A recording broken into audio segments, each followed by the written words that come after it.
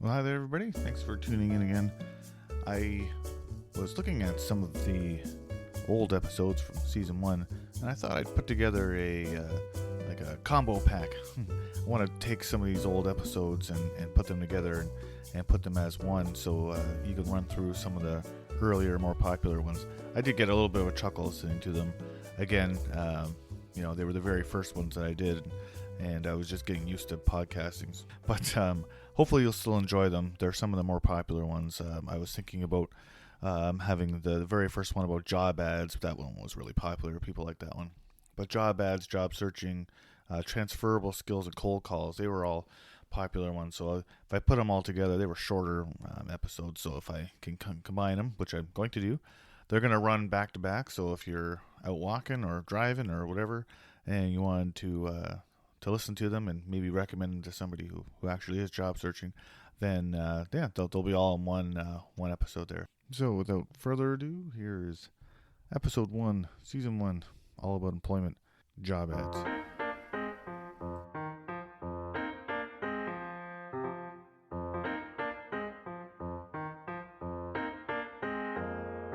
Hi there, everybody. Thanks for joining me.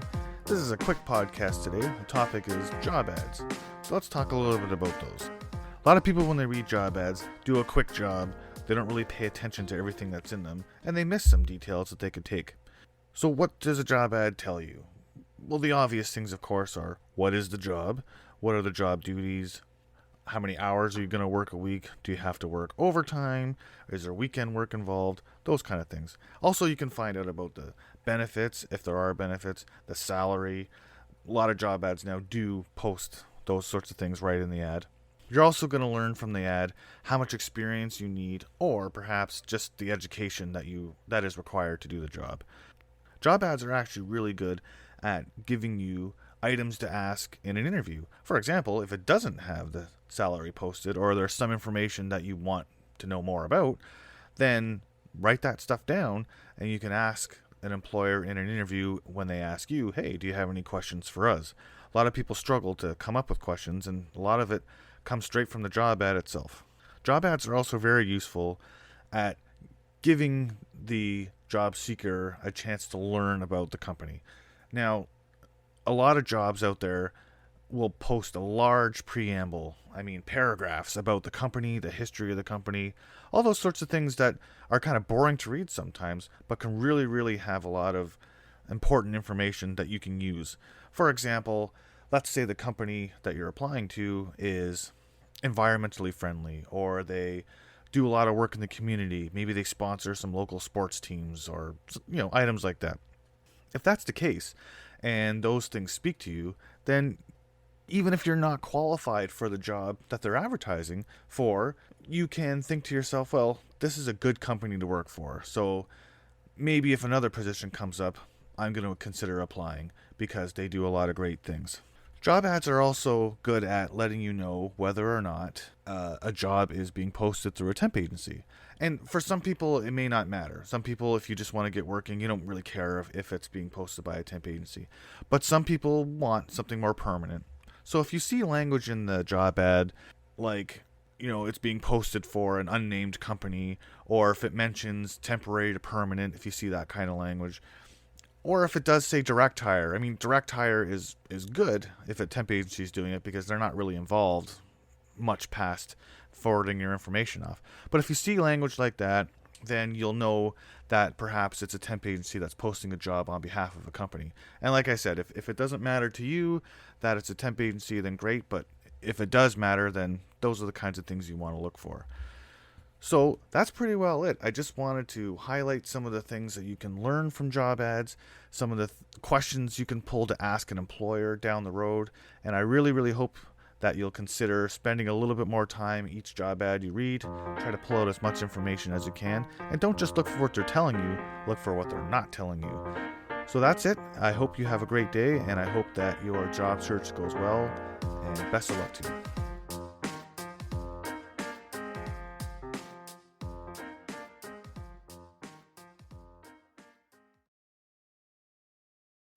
All right, so that'll do it for the first episode in this rerun package from season 1.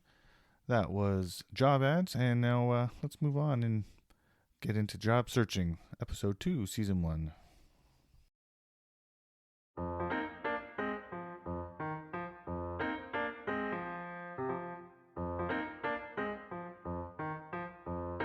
Hi there and welcome. I'm glad you could join me today. Hopefully your day is going great so far. The topic for today is going to be job search. Sort of an overview of tips that you can use to help yourself stay organized and get the best out of your job search. So the first thing I'd want to talk about is to stay task oriented. So what I mean by that, of course, is once you're ready to job search, focus in on one task at a time. So the first thing you want to do is your resume. You need to update your resume. You need to add your previous job experience on there. And also, don't forget about your cover letter. You're going to want to update that.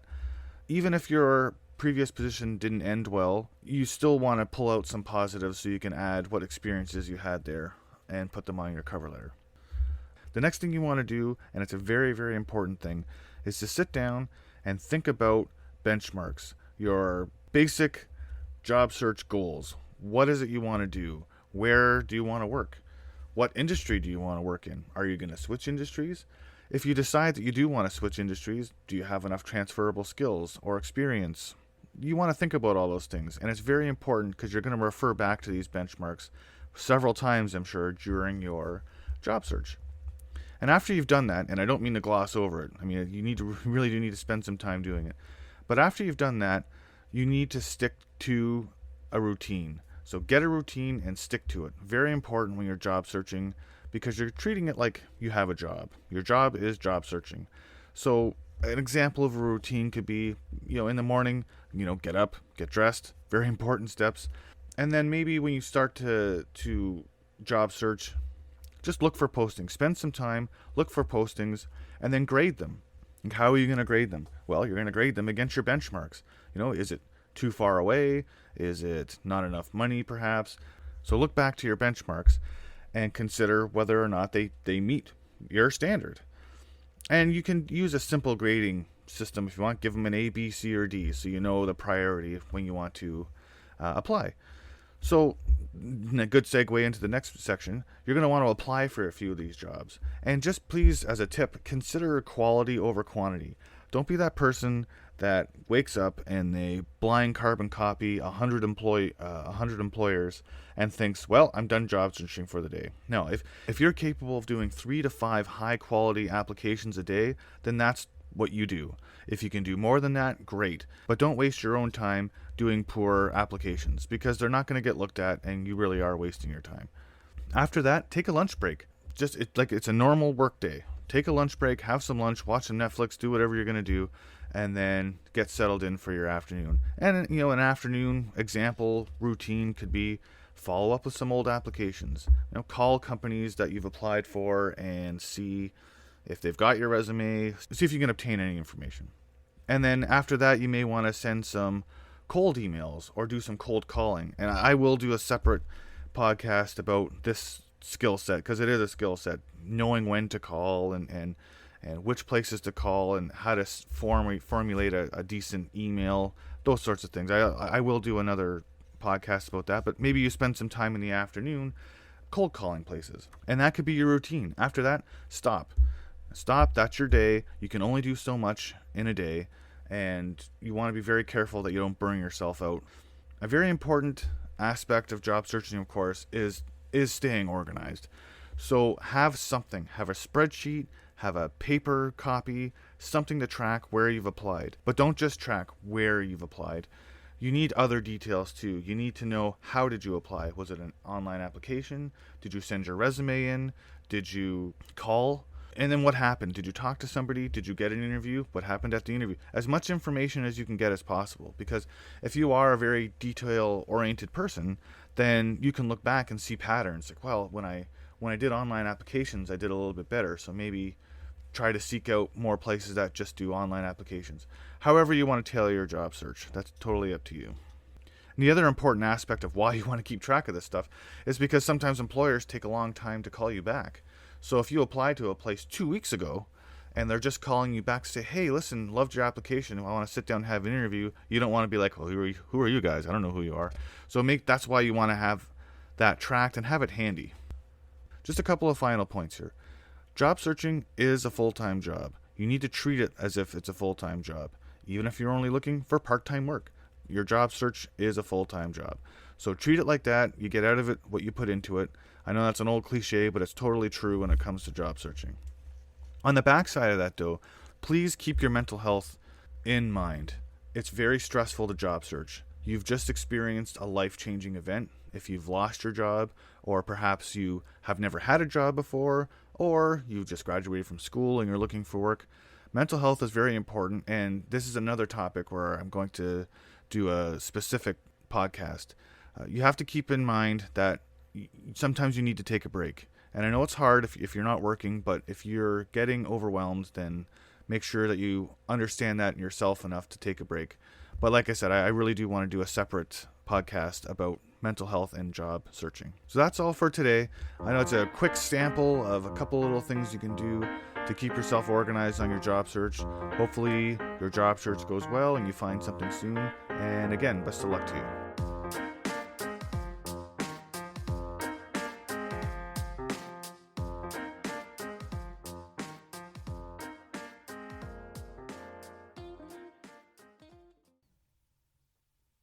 Alrighty, well that just about does it for job searching.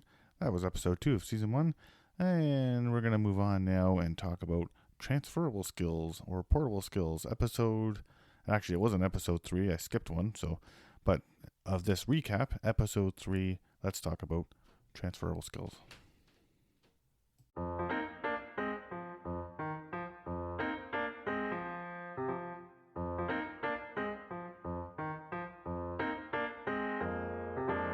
Hello and welcome. I'm so glad you could join me for another podcast. The topic for today is transferable skills, or they could also be called portable skills. So why are transferable or portable skills great? Well, they're great for a lot of reasons. One thing that we should know about them, though, is they can be either hard skills, so things you can be taught, or they can be soft skills as well. Personality traits, they can be taught, but a lot of times they're gained with experience. Just want to provide a couple of examples for what transferable or portable skills can be. I use truck driving a lot as an example because it is very applicable. But if you have, in Ontario, I'm using the terms for Ontario, if you have an ACZ license, you can drive tractor trailer, you can drive a D-class truck, so a straight truck like a garbage truck, you can drive a city bus, or you can drive highway buses. So there's lots of variety there. So if you're on the highway and you want to maybe get more of a local job, or if you just want to switch altogether and drive buses, well, you can do that if you have that license. A good example for soft skills when it comes to transferable or portable skills are things like leadership, problem solving, communication. These are all great things. And if you've developed that part of your skill set over time, you can take it with you anywhere. Portable skills are even more valuable today than ever, mostly because of COVID-19, unfortunately. A lot of industries have been really heavily impacted and may never be the same again. But some people just want to switch. They just want a new challenge and they want to move on to do something else, so they can take some of those skills with them to their next opportunity. I want to explain a couple of techniques that you can use when it comes to your cover letter and resume to show an employer that you are wanting to change gears and use your transferable skills for something else. First of all, your cover letter. You want to explain to an employer how your skill set will make you a great fit. So you're going to need to do some research on the industry you're wanting to move to so that you can take your experiences and hard skills and just really show them on that letter, tell them on the letter how you'd be a great fit. So it's not super difficult to explain in your cover letter because you're just literally telling them that, listen, I did this and I'd be great at your place because, it's the same kind of scenario. For your resume, it's a little bit more difficult, but not really. Just make sure that your skills are in your skills section. Your transferable skills are right there in your skills section, or whatever you call it on your resume. Not everybody calls it a skills section. The point is, make sure it's not buried on page 2. Make sure it's right out there so they can see your list of things you know how to do. Now also, if you have an objective or profile statement at the top of your resume, say in there that you're wanting to change. So it's right there.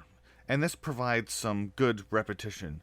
So sometimes people think that repeating things on a cover letter resume isn't a good thing, but this kind of subtle repetition will really get your point across. So that's all the material I have for you today. Again, if you are job searching, I wish you the best of luck, and I hope you find something soon, find the job of your dreams. Thanks a lot for listening.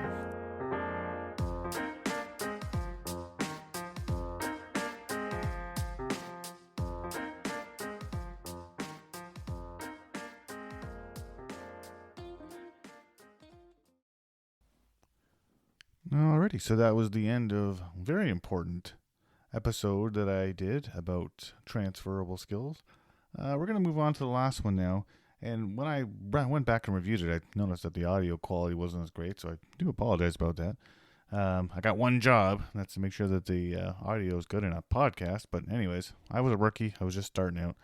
So the last episode we're going to listen to is going to be cold calling. Very important topic. Oh, I know I say that a lot, but one of my favorite topics and a very important skill to have. So finally, the last episode is cold calling. Hi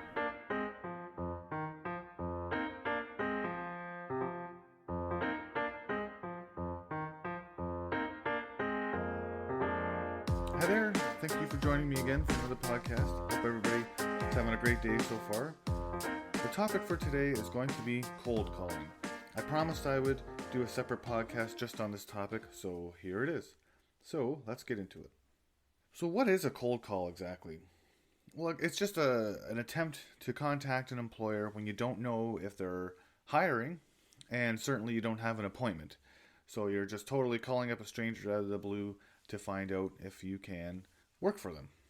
There's a great benefit to cold calling that most people don't realize, and that's the fact that a lot of employers out there now don't actually post their jobs online. I shouldn't say a lot, but there are employers out there that don't post their jobs online because they don't want to sift through potentially 50 to 100 resumes, especially if they only have one spot to fill. It's a lot of work to do that. So they rely on the hidden job market and word of mouth to fill their positions. So you could stumble into an opportunity without even knowing it. There's, of course, three main methods of cold calling a company. You can email them, which is a little bit less invasive. They can respond to your email or not respond to it as they see fit. A little bit more effectively sometimes, though, is to actually visit a place. And then the last method, of course, is to call them on the phone, which probably is the least common of all methods nowadays, but still effective. One thing you're going to want to do for sure before you go and call an employer is to do a tiny little bit of research. Do some research on the internet. That's usually good enough. Just find out about how your skills will fit into the different jobs they have. And then one other piece of research you may want to do is to try to figure out a direct contact. It's a lot better to address your email or phone call, whatever, to a specific person than it is just to have a general inquiry. So if you're going to pick the method of calling someone on the phone, you want to make sure that you're not calling at an awkward time. For example, if you're calling a restaurant, don't call during the breakfast or lunch or dinner rush because you're not likely to get somebody that's going to be able to have a couple of minutes to talk to you. So make sure that you know the industry that you're calling a little bit and pick a good time. I guess another example is maybe don't call an accounting firm at month end because no one's going to have time to talk to you. And on your phone call as well, just be brief. You use some of the research that you've done to make a concise elevator pitch so you can deliver that quickly and have the person that you have on the phone make their mind up relatively quickly without having to listen to a 10-minute speech about how great you are, which you probably are great, but they don't know that you're going to call, don't forget. So they probably don't have 10 or 12 minutes to listen to how great you are. So if you're going to go somewhere in person, I only have a couple of tips for this one really, but it's just make sure that you've dressed appropriately. And I know that could mean 1,000 different things to 1,000 different people. But what I mean by that, the most concise way to say it is dress as if you're going to be working there that day. That's the best way I can put it. Another thing to consider when going somewhere in person, try to be alone. Try to be by yourself. And I'm saying, I know it sounds weird to say that, but I'm saying it, I know because of the pandemic, a lot of people don't really have the option to go places on their own sometimes. But the best way to do it is to go by yourself because you never know if you're going to be asked to do an on-the-spot interview, which of course would be a goal of yours. You want to go in and make a good impression and see if anyone has time to talk to you. And it's a lot harder to do that if you've had to take somebody with you. One more thing to consider if you're going to go somewhere in person is that they may have a manual style application form. Many companies have gone to online application forms, but some companies will still have one that you have to fill out in person. So I know that might not be the best thing that you want to do, and you went there all pumped up wanting to talk to somebody, but you might be asked to do an application. Just don't let your body language do the talking for you. You might be disappointed, but just fill in the application and hand it in, hopefully with a resume too. And with the application part, please keep in mind too, if you do see an online application, it might not be a good idea to go visit the place in person, because they might just say, oh, did you fill out our online application? And that could be the end of your visit. So I'm not saying it's a waste of time, because it's sometimes good to have a face-to-face contact with someone, but you may not get to that interview stage if you have already filled out or they have an online application. And finally, just a little bit about email cold calls. One thing you're going to want to do is, again, it just goes with all the methods really, but you want to be brief. So be brief, be concise, and make sure that you put the best language in the email to make it about the employer. Now, what do I mean by that? I just mean that instead of going on and on about how great you are again, just like before, if you were meeting in person, just have a few lines and make the language about the employer. Tell them how them hiring you will benefit them. Obviously, getting a job, finding employment is going to benefit you. Just try to spin that, though, in the email to say, listen, if you hire me, this is what you're getting. So it's a really great decision on your part to hire me. Like that kind of attitude is what you want to convey in your email. And like I said, it should be a short email. Again, no employer is going to read 5 or 6 paragraphs about you. Make it about them, make it short, make them realize, yes, I am available for work, I have a great skill set, and I can fit in there very well. Now, you're not obviously going to get an on-the-spot interview or anything like that, but if you've caught their attention enough, then hopefully they'll email you back and you can move on in the hiring process. Now, it's also worth saying, too, even just a subject line. I mean, there's tons of people out there on the internet that go and talk about the best ways to make cold emails.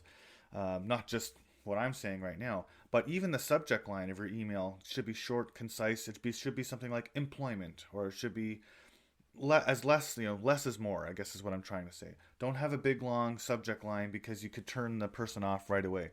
But I do encourage you to go out and look at some other people's podcasts about cold emailing, because there's some really great ones out there. Now, just some final thoughts again. The goal of any of these methods is to make a good enough impression that you can either do an on-the-spot interview or attract enough attention that you make contact with somebody that is responsible for doing the hiring. So if you do manage to make an impression on someone, just make sure in your head you're mentally prepared for that on-the-spot interview. But if you can't get a hold of someone and you get a bit of a negative response, just try not to let it end there. Make sure you can try to leave a resume. Make sure you can leave some kind of impression on the employer. And if it goes further and the employer is really negative, like they are just not hiring, they don't want to talk to you, they don't have time to talk to you, try not to push that too much. You don't want to leave a negative. You don't want to have the opposite effect and leave a negative impact on the employer. So if the employer is being very, very negative and they're not hiring, then just take a second, thank them for their time, and just leave it at that. So that's all for today. I just wanted to reiterate, though, how important a skill cold calling is. For lots of reasons, it helps you build your confidence and be able to speak to people that you don't really know, because in interviews, that's kind of how it is too. But it can also give you a big lift in your job search if you feel like you've hit a wall, if you don't see a lot of job postings in your field on Indeed or any of the other major sites. If you can cold call places, you can tap into that hidden job market, you can make an impression on employers that maybe are hiring that you didn't know about, and all kinds of great things can happen with cold calls. It can also even just help build your network a little bit. If you make a good enough impression on an employer and they're not hiring, well, they may remember you and forward your information on to someone else. So all great things can happen if you practice cold calling. I hope you have a great day. I hope your job search goes well and you do find that dream job. And if you do have any questions for me, I'd be more than happy to answer them. Don't forget, just visit the website or email, call, whatever, and I'll try to get back to you with any questions, to answer any questions you have. But anyways, hope you have a great day, and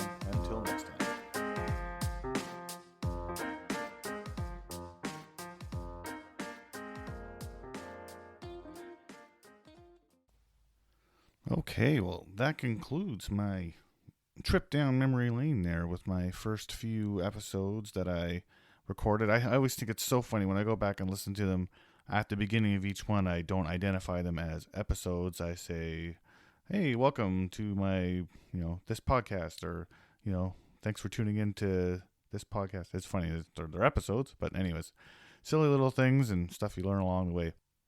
So I hope everybody has learned a few things along the way, and definitely tune into season 2. We've got some great content and a little bit better quality in season 2. I hope everybody is doing well. If you are job searching, good luck. And if you know anyone that's job searching, get them to listen to All About Employment by DC Recruiting. That's me. I'm your host, Dave Cricchiola. Have a great rest of your day, and until next time in season 2.